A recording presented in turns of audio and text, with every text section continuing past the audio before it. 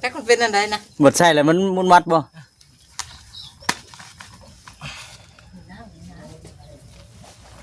จักกันล่อนะกระสอบหนึ่ง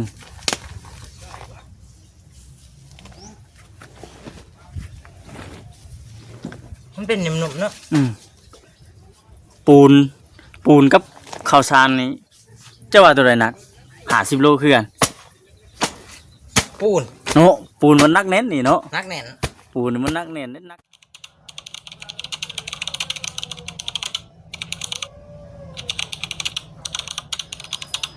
พี่น้องเนาะเปิดคลิปเปิดภาพมาก็อยู่ที่อันหลังบ้านน้องเตพี่น้องเลยเนาะอยู่ใกล้อันบ่อปลาเพิ่นทางหนุ่มบอยเพิ่นกำลังสิพากันมาเทกันเปื้อนบ่ได้ว่าใดๆกันเปื้อนอยู่อันน้ำก๊อกเพิ่นอยู่สางก๊อกนี่แหละมาเบิ่งมาชมน้ำกันพี่น้องเนาะ ทักทายสบายดีเด้อพี่น้องเด้อทักทายสบายดี FC กันเบิดสุขคนพบเจอกันดีคือเก่า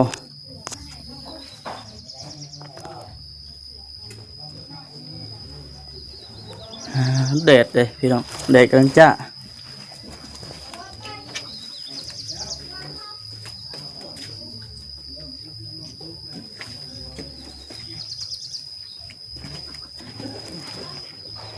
แดดกำลังแห้ง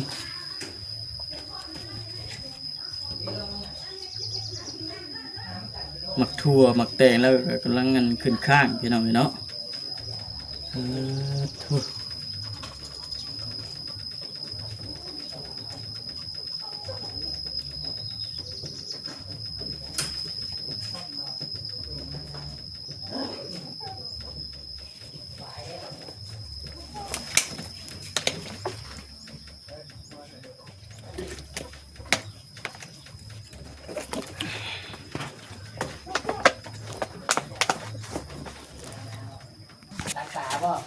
คืออะไรจริง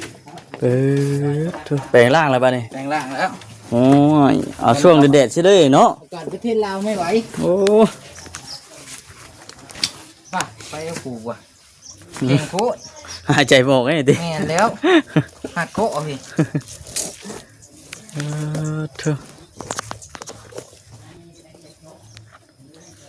ช่วงเที่ยงกำลังจ้ากำลังแดดว่าฉันซะ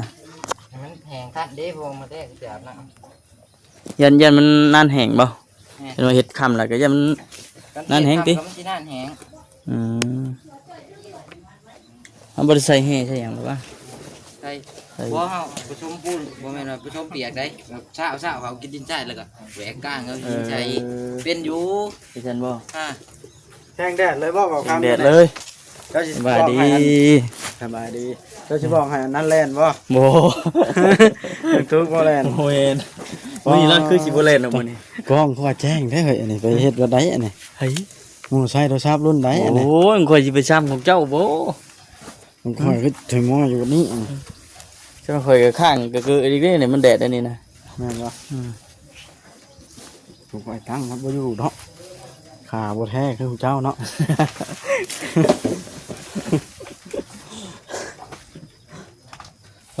ตัวบอกว่าร่วงบ่ได้จังอันนั้นแล้วว่าย่านมันนั่นแข็งขึ้นมาอีกคำได้เฮ็ดช่อยบ่ได้ข่อยมันแดดแห้งแบบนี้คนลอยเด้คนลอยไปจังขนาดคำว่าถ่ายคลิปยังข่อยจะเอาโทรศัพท์ซื้อสากแดดคนบริจาคไอ้เนาะฮ้อนเด้โทรศัพท์ขอให้ถ่ายบ่ได้แล้วมันฮ้อนบ่มันสิแจ้งเตือนขึ้นมายังระเบิดบ่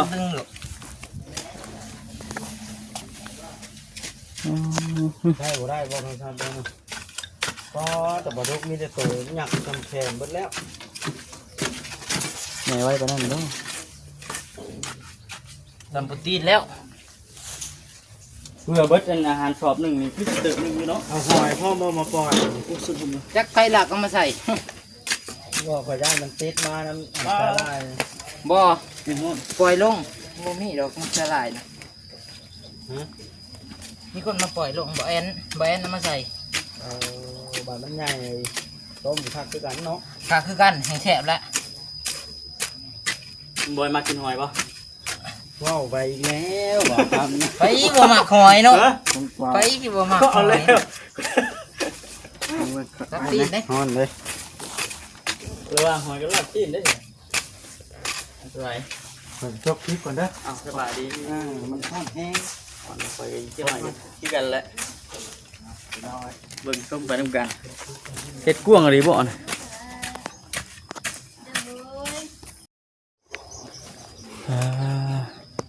เดี๋ยวสิยืน บัวสิมาถ่ายด้วยบ่มักว่ะ เจ้าไหนละมาเจ้าไหนละมา ถ้าเอาไปใจละบัดนี้ สิสัวปูนบ่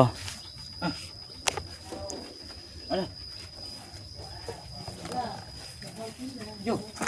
เหมือนทรายถมหรือเปล่าจ๊ะ เฮ็ดเสียล่ะ ก็ยันทรายถมนะเบิ่งนะ บ่ บ่แม่นบ่ เอามาน้องทิมบ่ไอ้ น้ำหยาน้ำหยางเด้ เอาเลย ลมกัระบาดนี่เอ้า ชิบหาย แถวหยาเด้แถวไหนเอาแล้วน้ำบอยบาดนี่ เดือดมาก เดือดมากอีกแล้วบาดนี่ ขาเสีย บ่เห็นครับ บ่เห็นครับอาหารบ่ นี่แม่นและบาด เฮ้ย นี่ดามผ้าน่ะโมเมนต์เนาะ คิดว่าดามผ้าโมเมนต์เนี่ยจะไปทิมเฉยเนี่ย จ้า ฮะ อะไรขาเสีย ฮะ เห็นว่าจ้ะ นี่เดี๋ยวมันสิขัดจังหวะเนาะขาดตอนแล้วบัด เสียมมันนี่เสียมซับแล้วเด้อ ตรงนี้ก็มีอีก ก็สินั่งให้กำลังใจเด้อน้องบอยเด้อ ทีนี้ มันแดดแห้งให้ว่ากรุบน่ะถือว่ายังไงนะกรุบน่ะ ใส่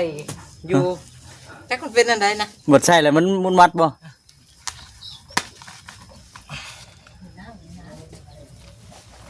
จักกัน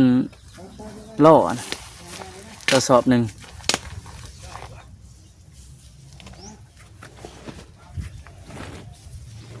มันเป็นหนุ่มๆเนาะ ปูนกับข้าวสารนี่เจ้าว่าตัวใดหนัก50 โลคือกัน ปูน เนาะปูนมันนักเน้นนี่เนาะ นักแน่น ปูนมันนักเน้นนักเจ็บนักจมคือว่านะพี่น้องก็ข้าวสารยังว่าอีกแบบนึงนะ ข้าวสารก็อีกแบบนึง นักคือกันแต่ว่า นักคนละแบบ คนละแบบจักมันไปต่างกันได้ใดอันนี้ก็ได้อยู่แต่ก็50 โลคือกันอยู่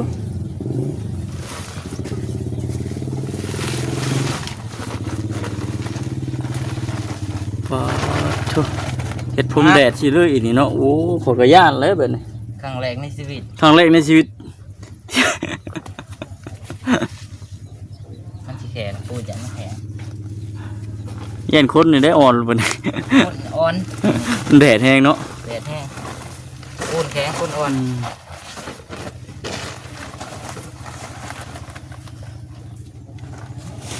ขาว เกินว่าหมอก ไทยคือขาว บ่ มันฝรั่งมันคือหมากเนาะแดดเนาะ โอ้แบบ เจ้าคู่คือกันได้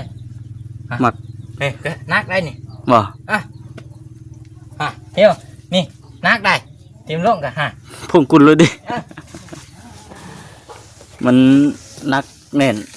นักเจ็บผ้าบ่เห็นเลยผ้าน่ะ บุเห็นไปเครื่องไปดิผ่ากระเพาะที่หัว ตัวเก่ามันเป็นยังไงก็ตัวเก่า ฮะ อันเทตะกี้มันเป็นยังไงมันบางบ่ บ่เบาเวียงเพิ่นว่ามีผู้ใหญ่บอกให้เทออกกว้างๆบ่ได้มีหมองล้างถ้วยล้างบ่วงนะ น้องผู้ใหญ่เพิ่นแนะนำบ่ แม่นอีกอย่างปูนมันก็เหลือเด้ ปูนเรือแน่เรือจะชอบเดียวนี่บ่ แม่น พอดีเลยเนาะ ก็พอดีเลย พอดีแล้วเทนี่แหละ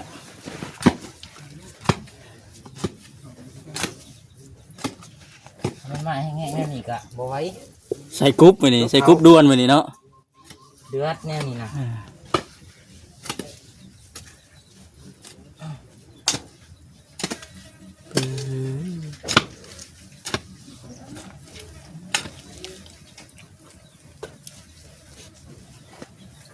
หลายเติบเด้เนาะ ตัวมันอันนี้ หลายเติบอยู่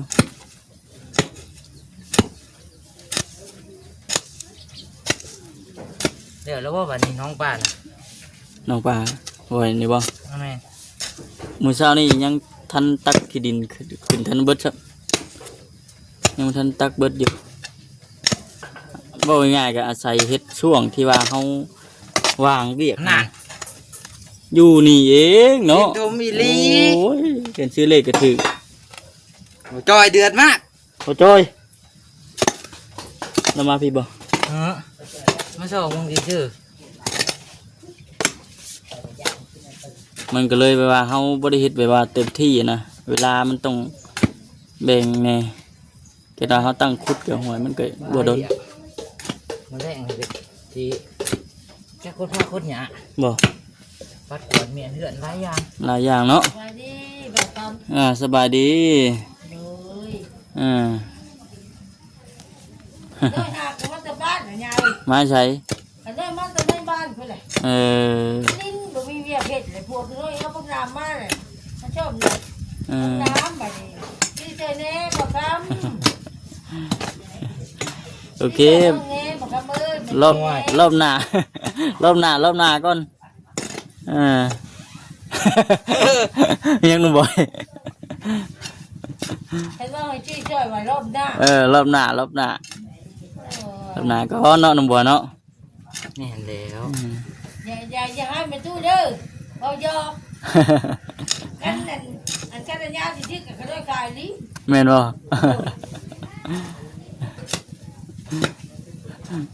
ไปตู้ปันตรงนี้เนาะ คนเพชร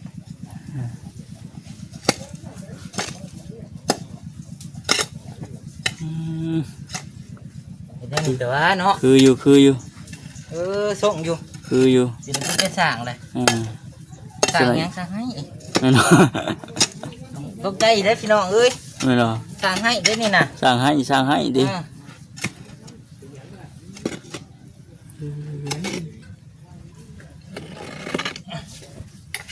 บัดที่นี่แห่บัดนี้สีใส่จักรล้อบัดน่ะ ใส่ซัมมี่ ใส่สมีแห่นั่นนี่บ่บ่ มีจำได้ใช่จำนั้น มีหน่อยใช่หน่อย ไปบอกไปพวกให้น้ โอเค ำเบาวัดกัน เจ้าหนังส้นอยู่โฮมมันสะปลา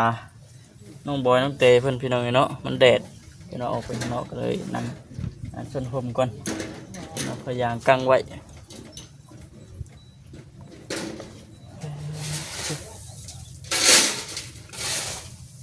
ปลาเพิ่นก็กำลังกินใหญ่พี่น้อง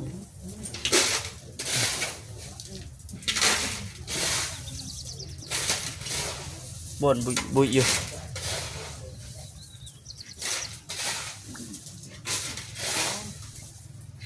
พอดีว่ามีทางผู้รักผู้ใหญ่เพิ่นเนาะพี่น้องเนาะแนะนำทางน้ำบอยเพิ่นเทเพิ่มเติมอีกว่าปูนกับเรือซอบหนึง บ่แพ้สบายดีบ่แพ้ใช่เด้อ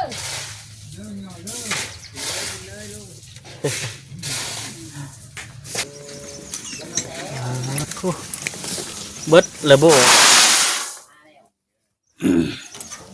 ใส่ชักซองเหรอเนาะ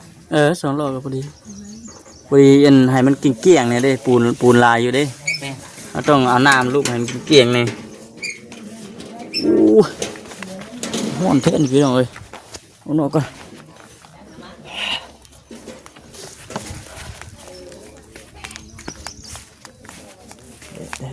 เด็ดลบเขาบอกคำก็ได้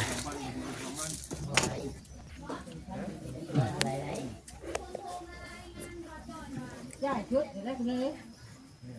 อย่างเมาจังจะ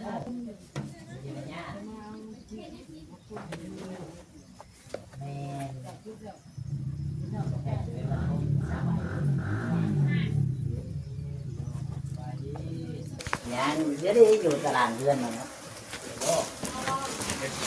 ยังคนกลุ่มอยู่นี่โอ้สบายดี ยังเลย อืม พอจอยกันสวัสดีบ่ครับ สวัสดี บ่ได้ สวัสดีพอจอยจะคุยโทรศัพท์กับไผ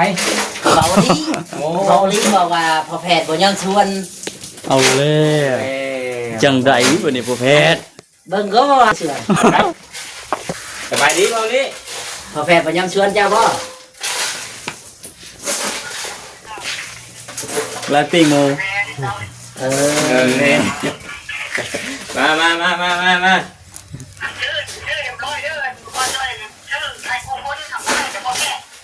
โอ้ยหมาดแล้วพอเพจหมาดอีกแล้วแต่งเชียร์ใจกันเนาะ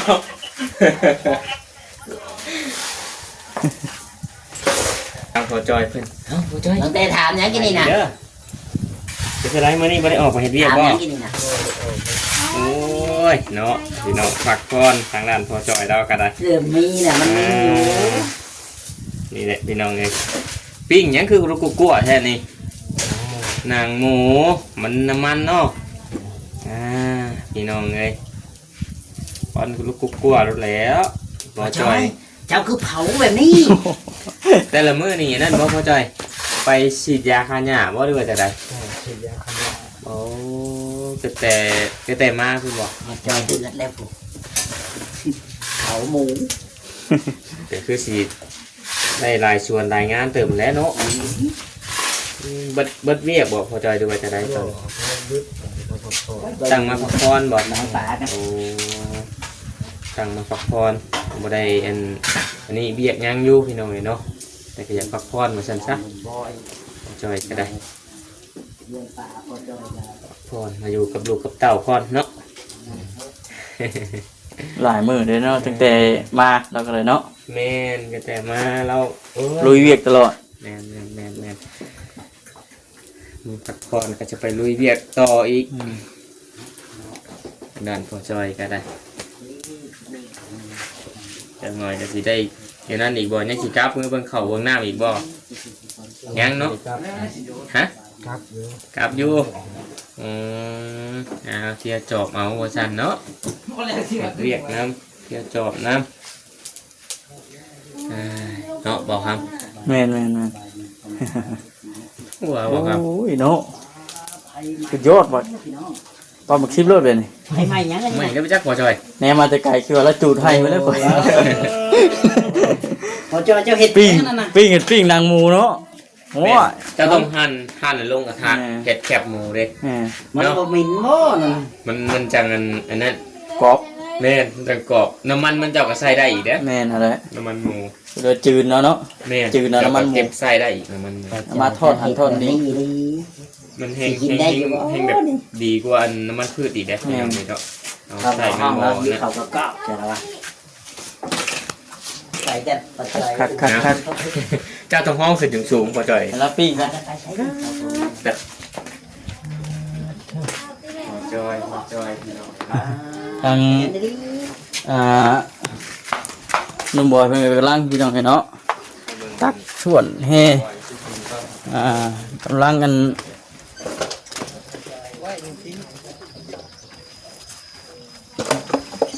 เรียบร้อย ร้อย ร้อยอะไรนี่อะไร อ้าวน้องบอย นั่นไงขอเป็นเรียบร้อย น้องแต่มาให้กำลังใจป้าจ้ะคือมาขยันซอยกันแท้เนาะ วิญญาณขันแข็งใช่ป่ะ แมนอันนี้ละพากันเฮ็ดพากันสร้างพากันอันนี้ซอยกัน พี่น้องคลิปนี้ก็สิจบก่อนบอกคำก็ได้มีแต่ว่าคลิปหน้าคลิปในพอแหละพอเจอกันใหม่เด้อพี่น้องเด้อเนาะสวัสดี